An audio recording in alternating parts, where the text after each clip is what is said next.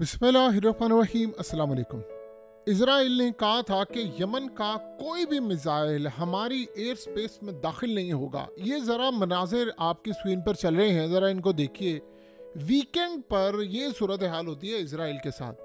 Yemen का hypersonic missile इस वक्त इसराइल के सबसे बड़े औरत रेबिन, ये बेसिकली उनका सबसे बड़ा पावर स्टेशन है हाइफा के अंदर, उसको जाकर उसने हिट किया है। और इस वक्त सबसे बड़ा उनका पावर स्टेशन या पावरफुल जो पावर स्टेशन है, अब इमेजिन कीजिए वो इस वक्त यमन के मिसाइलों की जद में आया है। और पूरी तरह आप मनाजिर देख सकते हैं कि कैसे वो इसराइल की स्पेस में एंटर होकर इसराइल के अंदर हिट करने के लिए आया है। इस वक्त हालत ये हुई है कि इसराइल के सब्र का पैमाना हो गया है लबरेज। उनके आर्मी चीफ ने इमीडिएटली पूरी एयर फोर्स को हुक्म दिया है कि हाई अलर्ट रहें। एयर चीफ से मुलाकात की है और उनको हाई अलर्ट रहने का कहा है, और उसके बाद अपनी पूरी फौज को मुकम्मल तौर पर हाई अलर्ट रहने का कहा है कि अब हम मुकम्मल तौर पर एक बड़ी जंग में जा रहे हैं, क्योंकि इन्होंने बाज नहीं आना यमन ने, और अब हमारे सब्र का पैमाना हो गया है लबरेज। हमने इन पर हमला करना है। वो हमला हमने ईरान पर करके तो यमन को सबक सिखाना है। और इस वक्त ऑलमोस्ट नेतन्याहू और आर्मी चीफ एक ही पेज पर आ गए हैं। आर्मी चीफ असल में बहुत ज़्यादा डिफर कर रहा था और इस सूरत हाल में उसका प्लान डिफरेंट था, और इस मामले पर मिली जुली इस वक्त राय पाई जा रही थी। इवन कि नेतन्याहू भी रिलक्टेंट था यमन के हवाले से, लेकिन इस वक्त सब एक पेज पर आ गए हैं और ईरान पर हमला करने के लिए जा रहे हैं। वो ये कह रहे हैं कि ये जो हमले हो रहे हैं अब ये हमारी कैपेसिटी से हो गए हैं बाहर। ये तमाशे अब हमें बहुत ज़्यादा डिस्टर्ब कर रहे हैं, तो हमें हर सूरत अब इनका मुकाबला करने के लिए ईरान पर हमला करना पड़ेगा। और ईरान पर हमला करने के लिए बड़े पैमाने पर इस वक्त तैयारियां उनकी हो चुकी हैं, और किसी भी वक्त आपको नज़र आएगा कि शायद इजराइल ईरान के हमले से पहले ही अब ईरान पर हमला कर दे। और इसके साथ साथ वो यमन पर भी स्ट्राइक करने के लिए अब जा रहे हैं, और ये बड़े पैमाने का अब स्ट्राइक होगा। ये असल में इस तरह का है स्ट्राइक कि अब भरपूर अंदाज में एक जंग वो छेड़ने के लिए जा रहे हैं। वो कह रहे हैं कि अब हमारी कैपेसिटी से चीज़ें हो गई हैं भाई। अब ज़रा चीज़ें देखिए, अगली सूरत हाल, ये मनाजिर देखिए। ईरान ने मिलिट्री ड्रिल्स करना शुरू कर दिए हैं, और ये अब तक के सबसे बड़े उनके मिलिट्री ड्रिल्स हैं। इनके पास एडवांस इक्विपमेंट से फौज को इन्होंने मोबिलाइज करना शुरू कर दिया है मुकम्मल तौर पर। जब आप समझ लें कि ऐसी सूरत हाल होना शुरू हो जाए कि ईरान में भी पूरी तरह वहाँ पर फौज हाई अलर्ट है, फौज मुकम्मल तौर पर इस वक्त सहूलत कर रही है कि हमने यहाँ पर लड़ाई करनी है। उन्होंने अपनी फ़ौज को तैयार किया है, उनको मुकम्मल ट्रेनिंग दी है। तो ये दो ही सूरत हाल हो सकती हैं कि जो जंग का अब लेवल है ये खाली स्ट्राइक तक अब महदूद नहीं रहेगा। ये कोई बड़ी लड़ाई के लिए इस वक्त तैयारियां हो रही हैं, और ये लड़ाई अब बड़े अंदाज में अगले लेवल पर जाने वाली है।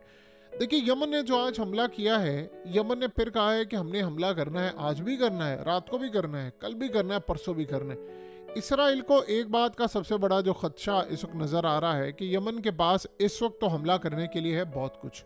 यानी अब वो नेक्स्ट हमला जो करेंगे वो गालिबन को बड़े मिसाइल से हमला करने के लिए जा रहे हैं। देखिए, जब हमला होता है तो हाइफा के ऊपर आपने जाकर किया, तो हाइफा में तो लास्ट टाइम जो आपको याद है कि हमला हो रहा था, तो उसमें एक ही सूरत हाल हमला होते नज़र आ रही थी, और वो बड़ी ही अजीबो गरीब सूरत हाल थी कि इसराइल इस वक्त मुकम्मल तौर पर, यानी हमला जो इस वक्त उन पर होगा अब नेक्स्ट, वो उसी तर्ज का होगा जो लिबनान हमला कर रहा था। यानी आप ये सोचें कि आपको दबाया जाएगा हाइफा के अंदर, और हर तरह से वहाँ पर जंग बंद हुई। अब इन्होंने हाइफा को भी टारगेट शुरू कर दिया है। ये अब असल में उनके पावर स्टेशन को भी टारगेट कर रहे हैं, उनके पावर ग्रिड्स को भी टारगेट करना उन्होंने शुरू कर दिया है, ताकि इजराइल के अंदर जो बिजली का निज़ाम है वो दरम बरम हो। क्योंकि इन्होंने रिसेंटली पावर स्टेशन पर उनके हमला किया था, इन्होंने इनके एयरपोर्ट पर हमला किया था, तो बदले में अब वो यही काम करें। इससे असल में ज़्यादा पैनिक फैलता है, इससे ज़्यादा खौफ का लेवल इस वक्त फैलता है।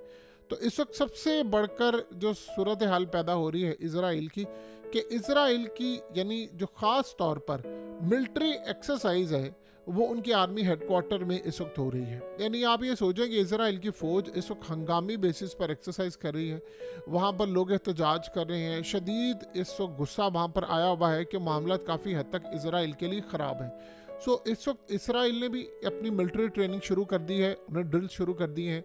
देखिए, स्टार्ट इसमें होगा कि ये लोग हमला करेंगे ईरान पर और ये हमला करेंगे यमन पर। उधर से ईरान ने भी तैयारी शुरू कर दी है। इसराइल एक हाथ आगे बढ़कर ये सूरत हाल देख रहा है। वो ये समझ रहा है कि हम अगर यानी यमन को पकड़ना है तो हमारे पास एक रास्ता है कि हम ईरान पर हमला कर दें, तो ये जो लड़ाई है वो बाद में ईरान की और इनकी हो जाए, यानी पूरी तरह इसराइल की, तो हम फिर ईरान को मैनेज करेंगे। देखिए, इस सारी सूरत हाल में इसराइल को बच्चा नहीं है, उसको इस बात का अच्छी तरह अंदाज़ा है कि कॉन्सिक्वेंसेस क्या होंगे। कॉन्सिक्वेंसेस असल में जो होने वाले हैं वो बड़े ख़तरनाक हैं। जब आप कॉन्सिक्वेंसेस को देखते हैं कि इसके बाद हमारे साथ क्या होगा, क्या सूरत हाल होगी, तो ऐसा लग रहा है कि ट्रंप की झोली के अंदर ये पहले से एक बड़ी जंग असल में रख देंगे कि ट्रंप आए और वो जंग लेकर आए और इतना बर्डन हो कि वो उस जंग से बाहर ना निकल सके। अब उसमें याद रखिएगा, अगर ऐसी सूरत हाल होती है कि ये ईरान पर हमला करेंगे तो यमन से भी हमलों की बरसात हो जाएगी। फिर वो यमन की कोई हेजिटेशन नहीं होगी कि भी हम हमला ना करें, हम कोई छोटे लेवल का वॉर हेड लगा लें या फलाना कर लें। वो फिर जाहिर सी बात है, आपको रातों रात मिसाइल पहुंचाए जाते हैं, आपको वॉर हेड्स पहुंचाए जाते हैं, ऐसे वॉर हेड पहुंचाए जाते हैं कि आप उनकी बड़ी तबाही करते हैं। डिपेंड करता है किस तरह का हमला। अगर ईरान पर जो इजराइल ने हमला किया वो वाकई बड़ा हमला होता तो इस वक्त आप देखते हैं कि इजराइल के कई जगहों पर हमले हो चुके होते। ये जो ताकतें होती हैं ये कोशिश करती हैं कि हम हमले ना करें, आपस की लड़ाई ना हो, बड़ा नुकसान होगा। इस सूरत हाल के अंदर इजराइल को इस बात का अंदाज़ा है कि हमने रिसेंटली जो हमला किया था उसके बाद के हालात क्या हैं। देखिए, ये कोई शाम वाली सूरत हाल तो है नहीं। आपको याद होगा शाम में जुलानी और ये सारे जब आ रहे थे तो रूस ने बड़ी कोशिश की थी कि हम ये मामला तय करें। आपको पता है कि इस वक्त सूरत हाल ये है कि जुलानियों से इस वक्त राब्ता कर रहा है रूस और उनके साथ मामला तय करने की कोशिश कर रहा है कि वो लेवरेज में रहें, बातचीत में रहें, को हमारे मिलिट्री बेसिस वहाँ पर रहें, हम उनकी हिफाजत करते रहें। और उसमें तुर्की को भी उन्होंने लूप होल में लिया है। तुर्की को इसलिए लूप होल में लिया हुआ है कि देखिए, अगर आप बिल्कुल लड़ाई कर लेंगे आज के दौर के अंदर तो आप कट ऑफ हो जाएंगे। उन्होंने इनको कहा है कि हम इस सूरत हाल में अमेरिका की वहाँ पर चूँकि मिलिट्री बेस है, रूस को मिडिल ईस्ट का बड़ा एडवांटेज हासिल था और इसी वजह से मिडिल ईस्ट की कई कंट्रीज ने रूस को बड़ा लेवरेज दिया हुआ है।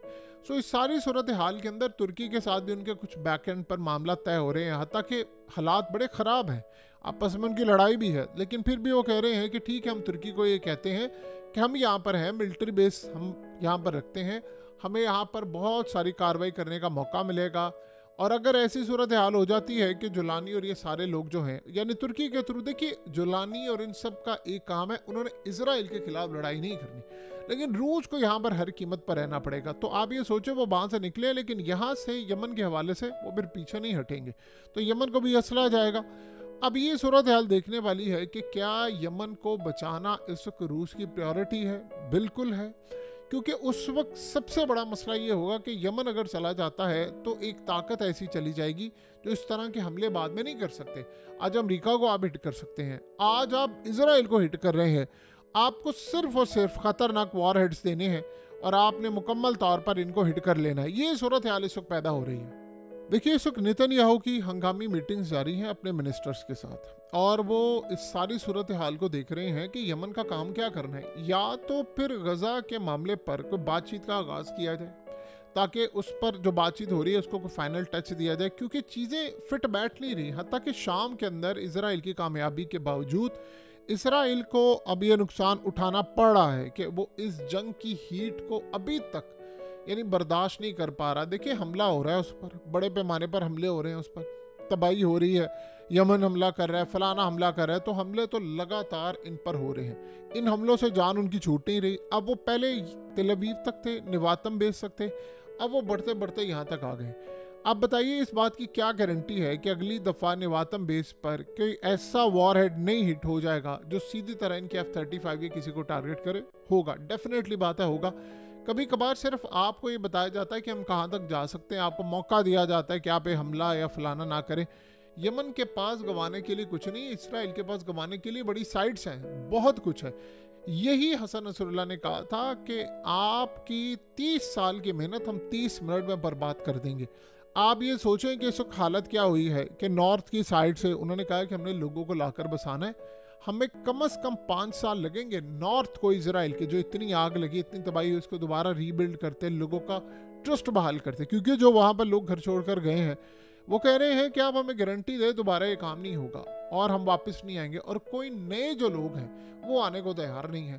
तो ये एक ऐसा एडवांटेज है कि आपने अगर इवन के किसी भी जगह पर कब्जा भी कर लिया है तो आपको वहाँ पर जब तक लाकर लोग नहीं बसाएंगे, घर नहीं बसाएंगे, आप वो इलाके ले नहीं सकते। तो हालात इस वक्त इजराइल के लिए भी यही है कि उनको इस हमले का शदीद गुस्सा है और इसीलिए उनके आर्मी चीफ ने कहा है कि अब ऐसा लग रहा है कि लड़ाई के बगैर कोई चारा नहीं है, अब आप भी तैयारी करें, हम इनको जवाब देंगे। कैसा वो जवाब देंगे, ये जवाब देंगे, वो इन पर भरपूर जवाब देंगे। अल्टीमेटली एक बड़ा हमला हो जाएगा जिसके बाद फिर कोई जवाब नहीं होगा, फिर बस मिसाइल होंगे, बरसात होगी और किसी की शिकस्त का इंतज़ार होगा।